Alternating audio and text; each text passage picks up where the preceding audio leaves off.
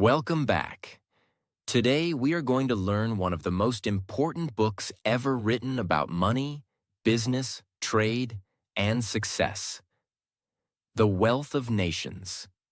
In this video, you will understand how nations become rich, how businesses grow, why trade matters, and how money changes the world, all explained in very simple English for beginners. Chapter 1. Who was Adam Smith and why the wealth of nations changed the world? Many people today talk about money, business, success, jobs, trade, and the economy. But long before modern companies, online business, banks, and global trade became powerful, one man tried to understand a very important question. Why do some nations become rich while others remain poor? That man was Adam Smith. He was born in Scotland in 1723. He was not a businessman or a king. He was a thinker, teacher, and philosopher. From a young age, Adam Smith loved learning and observing the world around him. He watched how people worked. He studied trade and business. He thought deeply about human behavior, money, labor, and society. At that time, many countries believed wealth meant one thing only: gold and silver. Governments thought the more gold a country collected, the richer and stronger it became. Because of this belief, many governments controlled trade very strictly. They created heavy rules. They limited business freedom. They tried to control imports and exports. And they believed that keeping money inside the country was the secret to success. But Adam Smith saw something different. He realized that real wealth does not come only from gold. Real wealth comes from work, production, skills, trade, creativity, and human effort. This was a revolutionary idea. In 1776, he published his famous book, The Wealth of Nations. This book became one of the most important books ever written about economics and business. Even today, hundreds of years later, people still study his ideas. Why? Because Adam Smith explained something very powerful. A country becomes rich when ordinary people are free to work, create, buy, sell, and improve their lives. This idea changed how many nations thought about business and the economy. Before Adam Smith, many rulers believed governments should control almost everything. But Adam Smith believed people themselves create wealth through their daily work. For example, a farmer grows food, a baker makes bread, a teacher teaches students, a worker builds houses, a shopkeeper sells products. When millions of people work productively together, the whole country becomes stronger. This sounds simple today, but at that time, it was a very powerful new idea. Adam Smith also believed competition was important. When businesses compete, they try to improve products, lower prices, and give better service. This helps customers and improves society. He believed freedom in business could help economies grow naturally. Another famous idea from Adam Smith is called the invisible hand. This idea means that when people work for their own success, they often help society at the same time. For example, a businessman wants to earn money, but to earn money, he must create something useful that people want to buy. So while helping himself, he also helps customers, workers, and the economy. Adam Smith believed this natural system could create growth without too much government control. This idea became one of the foundations of modern capitalism. But Adam Smith was not simply worshiping money. He also cared deeply about morality and human behavior. He understood that greed alone is dangerous. He believed societies need justice, honesty, rules, education, and fairness too. He wanted balance. Another important thing Adam Smith explained was the power of specialization. He noticed that when workers focus on one specific task, productivity increases greatly. For example, imagine one person trying to make an entire product alone. It takes a long time, but if different workers each focus on one small task, work becomes much faster and more efficient. This idea later helped factories, industries, and businesses become more productive around the world. Adam Smith also understood the importance of free trade. At that time, many countries heavily restricted trade with other nations. But Adam Smith believed trade benefits everyone. He explained that countries should focus on producing things they are good at and trade with others. This creates more efficiency and wealth for everyone involved. Today, global trade still follows many of these ideas. Another reason this book became so important is because Adam Smith wrote about ordinary people. He did not only focus on kings and governments, he focused on workers, businesses, markets, labor, and daily economic life. This was different from many thinkers before him. He believed the strength of a nation depends greatly on the productivity of its people, not just on the power of rulers. This way of thinking changed economics forever. Today, many countries use systems influenced by Adam Smith's ideas. Free markets, competition, trade, private businesses, and economic freedom.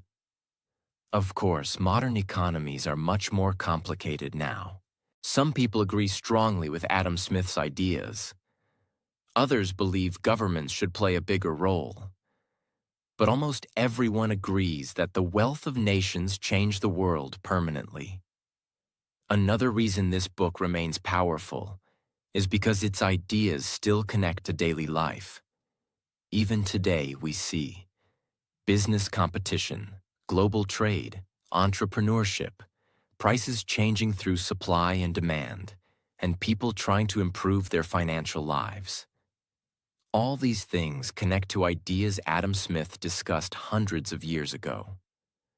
But perhaps the most important lesson from Adam Smith is this: a nation becomes strong when people are able to create value through work, skill, production, and innovation. Wealth is not magic. It is created slowly through human effort, organization, productivity, and cooperation. This idea transformed how the modern world thinks about economics. And that is why The Wealth of Nations became one of the most influential books in human history. Chapter 2: The Power of Division of Labor. One of the most famous and important ideas in The Wealth of Nations is something called division of labor. At first, this idea sounds simple, but according to Adam Smith, this one idea can completely change productivity, business growth, and the wealth of a nation. So, what does division of labor mean? It means dividing work into smaller tasks so different people can focus on different jobs. Instead of one person doing everything alone, many workers each do one specific task. Adam Smith believed this system makes work faster, easier, and more productive. To explain this idea, he gave a famous example: a pin factory. A pin is a very small metal object, but making one requires many steps. The wire must be stretched, cut, sharpened, shaped, packed. If one worker tried to make every pin alone, production would be very slow. Maybe one person could make only a few pins per day. But Adam Smith noticed something amazing. When different workers focused on one small task each, production increased dramatically. One worker stretched the wire, another cut it, another sharpened it, another packed the pins. Because every worker repeated the same task again and again, they became faster and more skilled. As a result, The factory produced thousands of pins every day instead of only a few. This simple example showed a very powerful truth. Specialization increases productivity, and higher productivity creates more wealth. This idea later became one of the foundations of modern factories and industries. Even today, businesses around the world use division of labor. Think about a restaurant. One person cooks, one takes orders, one cleans tables, one manages money. If one person tried doing every job alone, service would become very slow. But when tasks are divided, work becomes smoother and more efficient. The same thing happens in huge companies. In a smartphone company, thousands of people work on different parts. Some design software, some build hardware, some create advertisements, some handle customer service. Together, they produce products much faster and more effectively.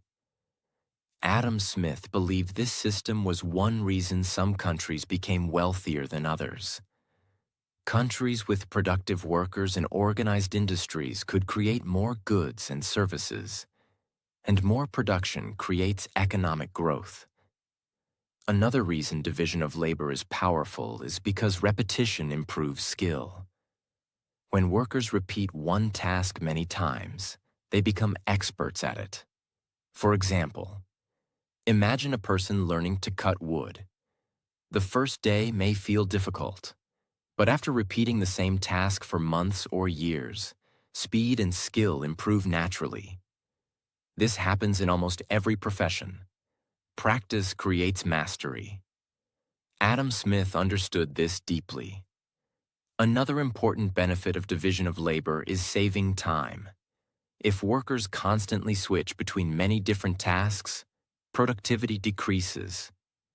But focusing on one specific task saves energy and improves efficiency. For example, imagine a worker building chairs. If the worker constantly changes between cutting wood, painting, designing, and packaging, work becomes slower. But if each person focuses on one step, production becomes faster. This system later became extremely important during the Industrial Revolution. Factories became larger, machines improved, mass production increased, and many countries became economically stronger because of increased productivity. But Adam Smith also understood there were some dangers. He noticed that repeating one small task forever could become boring and mentally exhausting for workers. For example, if a worker does the exact same movement every day for many years, life may become repetitive.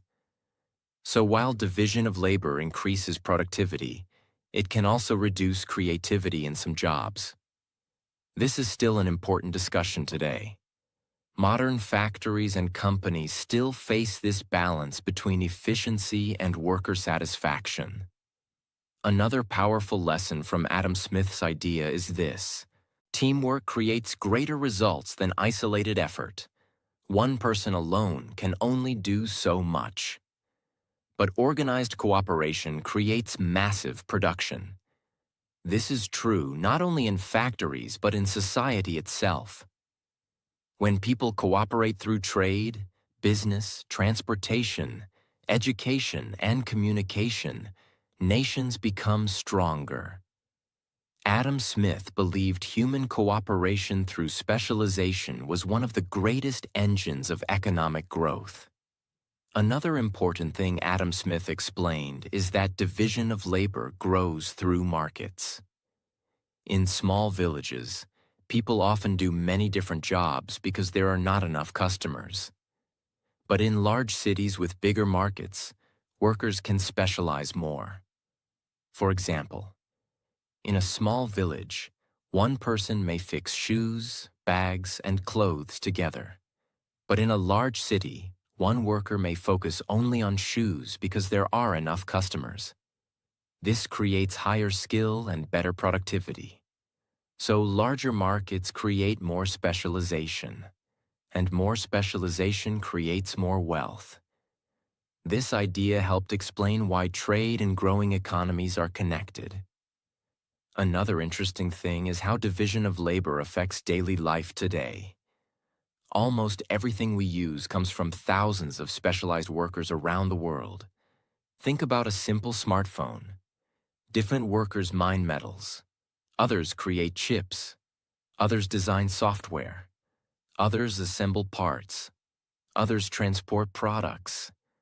Millions of people cooperate indirectly to create one object. Adam Smith understood this powerful economic connection long before modern technology existed. He saw that human productivity increases greatly when work is organized efficiently. Another important lesson from this chapter is that productivity matters deeply for national wealth. A country with skilled, productive workers can produce more goods, services, and innovations. And this creates higher living standards over time. Adam Smith believed that economic growth comes not from gold alone, but from productive human labor. This was one of the revolutionary ideas of the wealth of nations. Even today, countries still focus heavily on education, specialization, technology, and worker productivity, because these things increase economic strength. But Adam Smith's lesson was not only about factories. It was about understanding a deeper truth. Human cooperation and specialization can transform society. When people focus on their strengths and work together efficiently, incredible progress becomes possible. That is why division of labor became one of the most famous ideas in economics. And even hundreds of years later, the modern world still operates using this powerful principle every single day. Chapter 3. How Money and Trade Changed Human Society.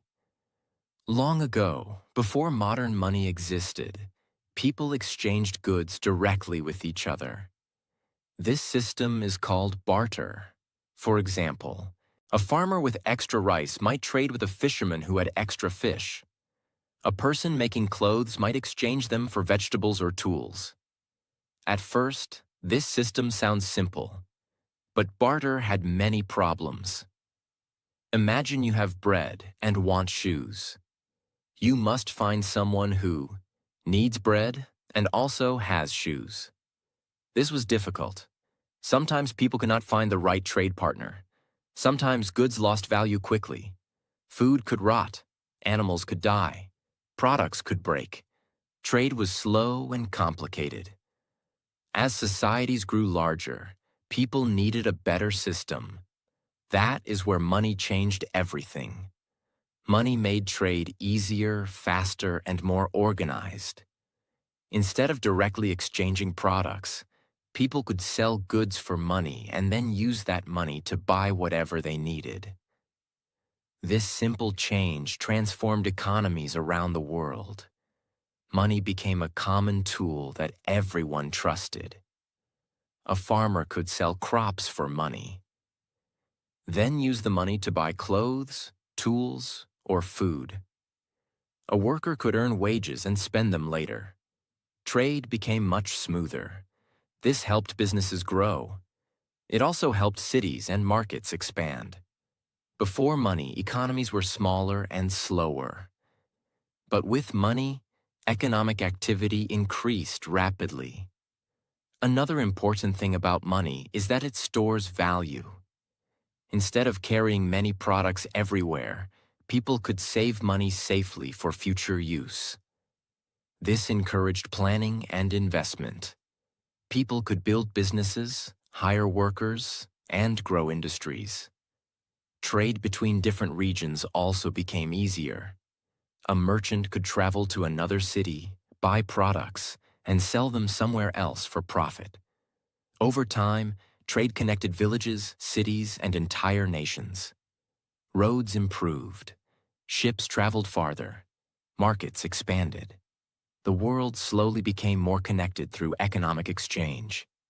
Another important idea explained in The Wealth of Nations is that trade benefits both sides. Many people in history believed trade was like war. They thought if one side became rich, the other side must become poor. But this book explains something different. Trade can help both people at the same time. For example, imagine one country grows excellent coffee. Another country produces high-quality clothing. Instead of trying to make everything alone, both countries can trade. One sends coffee, the other sends clothes. Both sides benefit. This creates more efficiency and better products. The same thing happens in daily life too. A baker focuses on bread. A carpenter focuses on furniture. A teacher focuses on education. Instead of doing every job themselves, people specialize in trade with others. This system creates stronger economies and higher productivity. Another powerful lesson from this chapter is that human beings naturally like exchanging and trading. People constantly look for ways to improve their situation. A worker searches for better opportunities. A business searches for customers. A trader searches for profit. This natural exchange helps economies grow. Another important thing discussed is markets. Markets are places where buyers and sellers meet. Prices change depending on supply and demand. For example, if many people want a product but there is very little supply, prices usually rise. But if there is too much supply and fewer buyers, prices often fall. This natural movement helps economies organize themselves. When prices rise, businesses often produce more. When prices fall, businesses may reduce production. This system helps resources move where they are most needed. Another important point is that trade encourages innovation. When businesses compete, they try to improve products and services. They search for better methods, faster production, lower prices, higher quality. Competition pushes improvement. This benefits customers and helps economies grow stronger. Think about modern technology today. Companies constantly compete to create better phones, better cars, faster computers, and new inventions. This competitive environment often leads to progress. Another important idea from this chapter is that wealth is not only about money itself. Real wealth comes from what money can buy: food, homes, clothing, transportation, education, healthcare, and opportunities. A country may have gold and silver, but if ordinary people suffer in poverty, true prosperity does not exist. This was a very important shift in thinking. The book explained that productive economies improve living standards for society. Another powerful lesson is that economic freedom helps trade grow. When people can buy, sell, create businesses, and exchange goods more freely, markets usually become larger and more productive. Too many unnecessary restrictions can slow economic growth. However, complete freedom without rules can also create problems. That is why societies need laws, fairness, and stability too. Another interesting point is how trade connects people emotionally and socially.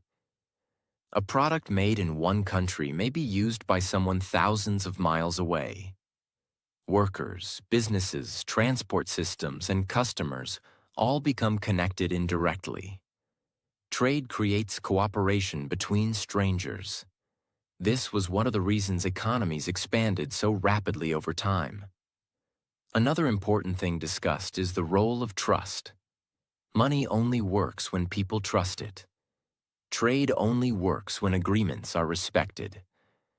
Businesses grow when customers believe products are reliable. Without trust, economic systems become weak. That is why honesty and stable institutions matter greatly for long-term prosperity. Another powerful lesson from this chapter is that economic growth happens gradually. Nations do not become rich overnight. Growth usually comes from better trade, productive workers, stable systems, specialization, investment, and cooperation over many years. This process takes patience. Another important idea is that economic systems affect ordinary daily life. Prices affect families. Jobs affect communities. Trade affects opportunities. Economics is not only about governments or banks. It is about how people live, work, buy, sell, and survive. That is why these ideas became so influential. The book helped people understand that economies are built from millions of daily human actions. Workers earning wages, farmers growing crops, merchants trading goods, businesses serving customers. Together, these actions shape the wealth of nations. And this understanding changed how much of the modern world thinks about money, trade, and economic growth even today. Chapter 4: The Invisible Hand and Self-Interest. One of the most famous ideas is called the invisible hand. This idea explains something very important. When people work to improve their own lives, they often help society at the same time. For example, a baker makes bread to earn money.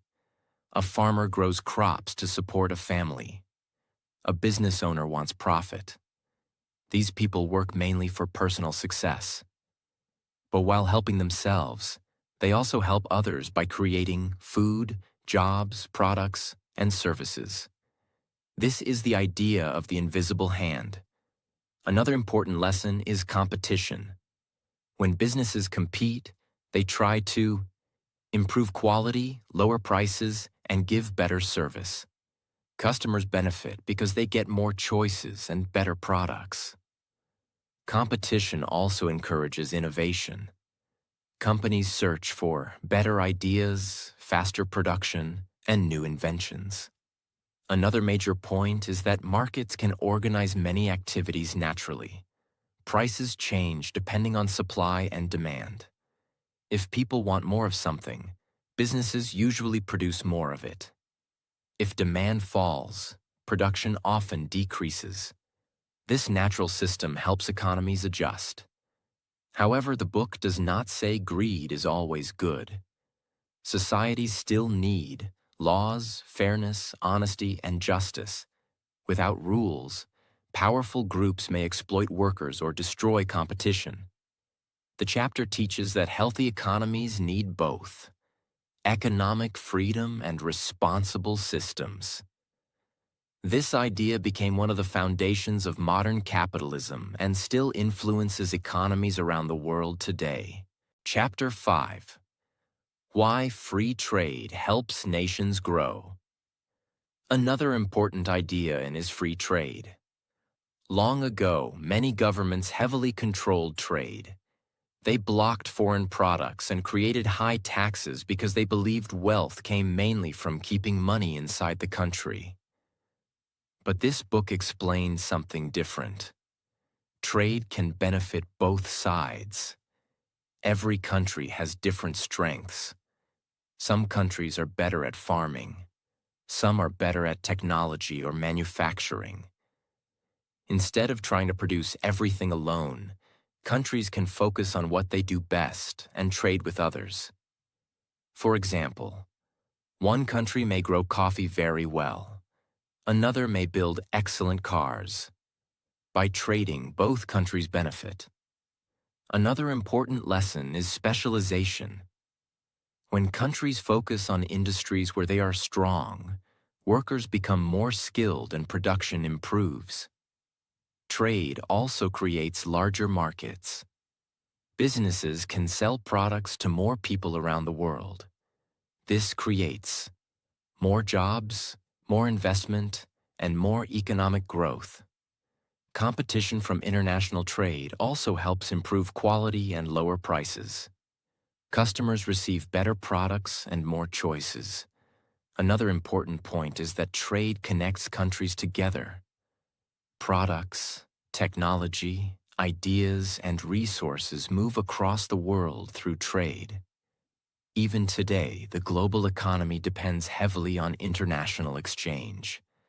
The chapter teaches that nations usually become stronger through trade, cooperation, productivity, and economic freedom rather than isolation. Chapter 6. Wages, Profit, and Prices. In the wealth of nations, an important idea is understanding why things cost money and how economies decide prices. Every product we buy includes many costs. For example, the price of bread may include worker wages, flour costs, transportation, electricity, rent, and business profit. One important lesson is wages. Workers receive wages for their labor and time. People use wages to buy food, clothes, housing, and other daily needs. Wages often depend on skill level, demand for workers, and economic conditions. Another important idea is profit. Businesses want profit because profit helps companies survive and grow. Without profit, businesses may close. Profit also encourages people to start businesses, invest money, and create new products. Another major lesson is supply and demand. If many people want a product, prices may rise. If too much supply exists and demand becomes low, prices may fall. This movement helps markets adjust naturally. Competition also affects prices. When many businesses compete, they often try to lower prices and improve quality. Customers benefit from this competition. The chapter teaches that wages, profit, labor, supply, and demand all work together to shape the economy and influence daily life. Chapter 7. The Rise of Capital and Business Growth. Another major idea in the wealth of nations is capital. Capital means saved money, tools, machines, buildings, or resources used to create more wealth. Businesses need capital to grow. For example, a factory may need machines, a shop may need products to sell, a farmer may need better equipment. Without investment, growth becomes difficult. Another important lesson is saving and investing. When people save money and invest it into businesses, technology, or production, economies often grow stronger. Investment helps create more jobs, more products, and higher productivity. Another major point is productivity. Better tools and machines help workers produce more efficiently. For example, a worker using modern equipment can often produce much more than a worker using simple hand tools. This increases economic growth. The chapter also explains that successful businesses usually grow slowly over time through investment, reinvestment, and continuous improvement. Profit allows businesses to expand further. They may hire more workers, buy better technology, or open new locations. Another important lesson is risk. Business owners and investors take risks when they spend money hoping future success will come. Some businesses succeed greatly, others fail.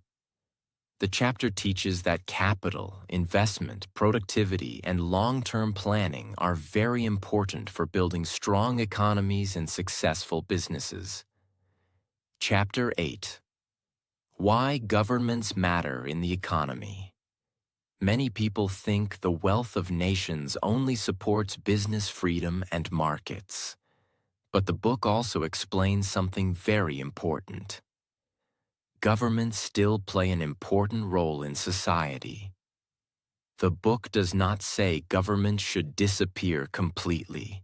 Instead, it explains that healthy economies need balance. Too much control can hurt growth, but no rules at all can also create serious problems. One major responsibility of government is protecting society. Without safety and stability, businesses and trade cannot grow properly. Imagine a country with constant violence, corruption, or chaos. People may fear opening businesses. Investors may avoid risking money. Trade becomes difficult. Economic growth usually needs security and stability. Another important role of government is creating laws and justice. Markets only work properly when rules are respected. For example, businesses must honor agreements. Property rights must be protected. Fraud and theft must be punished. Without trust in legal systems, economic activity becomes weak. Another major point discussed is public infrastructure. Some projects are too large or expensive for private individuals alone. For example, roads, bridges, ports, schools. These systems help society and economic growth together. Transportation allows trade to move faster. Education improves worker skills. Public systems support productivity. Another important lesson from this chapter is taxation. Governments need money to operate. Taxes help pay for security, courts, infrastructure, and public services. But the book argues taxes should be fair and reasonable. Very heavy taxes may discourage investment and business activity. Another important point is that governments should avoid unnecessary interference in markets. Sometimes rulers create too many restrictions or protect powerful groups unfairly. This can reduce competition and innovation. Healthy economies often need a balance between economic freedom and responsible government systems. Another major lesson from this chapter is that strong societies depend on both productive markets and stable institutions. Business alone cannot solve every social problem. Governments still help create order, fairness, and public stability. That is why economics and politics are closely connected. A stable society usually creates stronger economic growth over time. Chapter 9. Why some nations become rich and others stay poor. One of the biggest questions in the wealth of nations is this: why are some countries wealthy while others struggle with poverty? The book explains that national wealth does not happen by accident. Rich nations usually develop through productive labor, trade, investment, education, and efficient systems. Countries become stronger when people can work freely, build businesses, create products, and exchange goods. Another important idea is productivity. A productive nation can create more goods and services efficiently. This increases income, trade, and living standards. For example, countries with strong industries, transportation systems, education, and skilled workers often produce more wealth. Another major lesson is specialization. When workers and businesses focus on areas where they are skilled, productivity increases greatly. This helps economies grow faster. Trade also plays a huge role. Countries connected to large markets often gain more opportunities for growth. Trade allows nations to exchange resources, technology, and products efficiently. Another important point discussed is investment. Poor countries often struggle because they lack capital, infrastructure, education, or stable systems. Without investment, businesses cannot grow effectively. Another major factor is political stability. Frequent conflict, corruption, or weak institutions often damage economic growth. Businesses need stability to invest confidently. Workers need opportunities. Markets need trust. Another powerful lesson from this chapter is that wealth usually grows slowly over long periods. Strong economies are built step by step through hard work, organization, innovation, and cooperation. There is rarely a quick shortcut to national prosperity. Another important point is that education matters greatly. Skilled workers improve productivity and innovation. Countries investing in human knowledge often become more competitive economically. Another major lesson is that economic systems affect ordinary people deeply. National wealth is not only about government power. True prosperity means ordinary citizens have jobs, opportunities, food, housing, education, and improving living standards. That is why productive economies matter so much for society. This chapter helped people understand that wealth creation depends heavily on human effort, efficient systems, trade, and long-term development. Chapter 10. The Lasting Impact of the Wealth of Nations. When this book was published in 1776, it changed how many people understood economics forever. Before these ideas became popular, many governments believed wealth came mainly from gold, strict control, and heavy restrictions. But this book introduced a different vision. It explained that wealth grows through productive labor, trade, specialization, investment, and economic freedom. These ideas later influenced modern capitalism and global economic systems. Another important reason the book became so famous is because it focused on ordinary economic life.